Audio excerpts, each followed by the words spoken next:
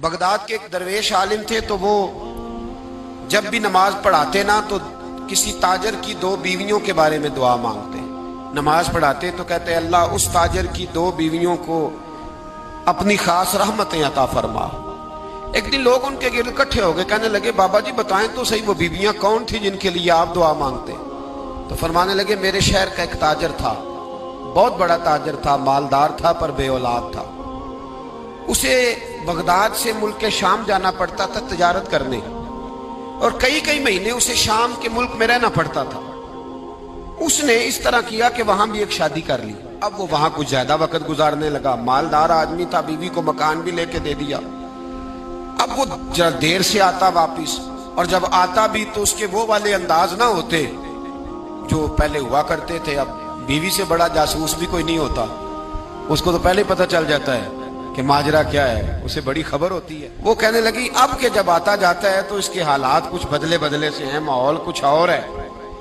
उसने एक बूढ़ा आदमी जो उसका अजीज भी था और समझदार भी था उसको तैयार किया। कहने लगी अब के जब मुल्क के शाम जाए ना तो इसका पीछा करना और खबर करना कि कहाँ रहता है, कहाँ जाता है, क्या करता है।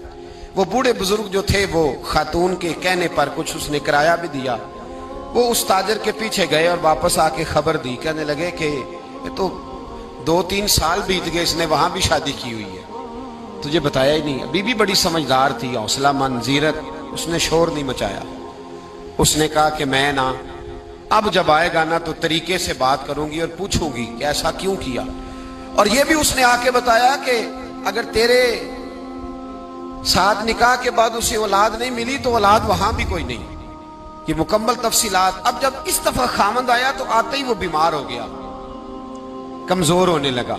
अब खातून ने मुनासिब नहीं समझा कि आते ही धड़ाम से मैं उसके सर पर ये फोड़ दूं कि तूने निकाह किया हुआ है और मुझे बताया नहीं। वो तरह तसल्ली में रही, कुछ वो बीमार था, हौसला रखा, खिदमत करती रही।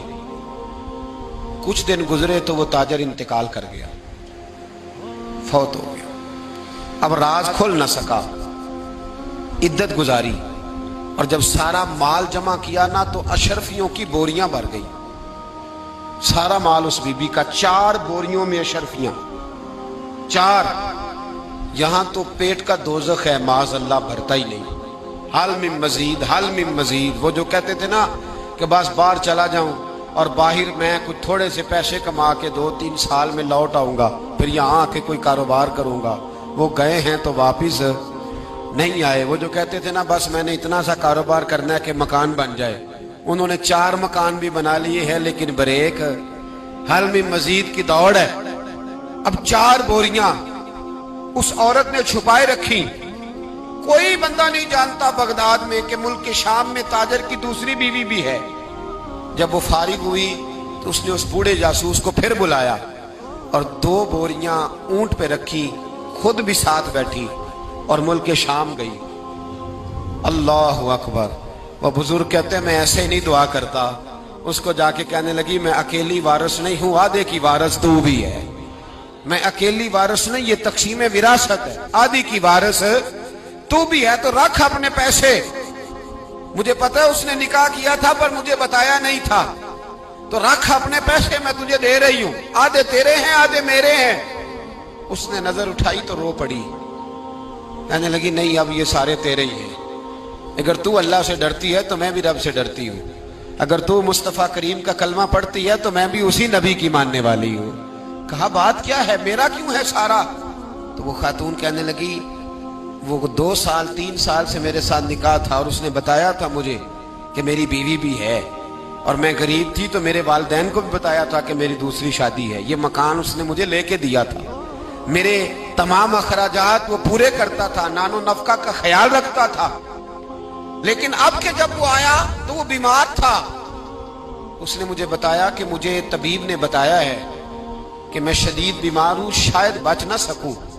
तो कहने लगी वो मुझे कई लाख रुपए भी दे गया और जाते दफा मुझे तलाक भी दे गया, फारिग कर गया। कहने लगा तू जहां चाहे मेरे बाद निकाह कर सकती है। और कहने लगा मैं चाहता था पहली बीवी को बता दूं, मौका नहीं बना और उसका दिल ना टूटे, बता नहीं पाया, लिहाजा वो मुझे ढेर सारे पैसे दे चुका है, सारा मेरा हिस्सा मुझे पहले से दे चुका है। मेरी बहन اب یہ 4 بوریوں میں سے 2 میری نہیں بلکہ 4 کی 4 ہی تیری ہے، تو ہی اس کی حقدار ہے۔ تو بزرگ کہتے ہیں مجھے بتاؤ جن کے اندر اس قسم کے تقوی کی جھلک ہو ان کے لیے ہر نماز کے بعد دعا مانگنی چاہیے کہ نہیں مانگنی چاہیے؟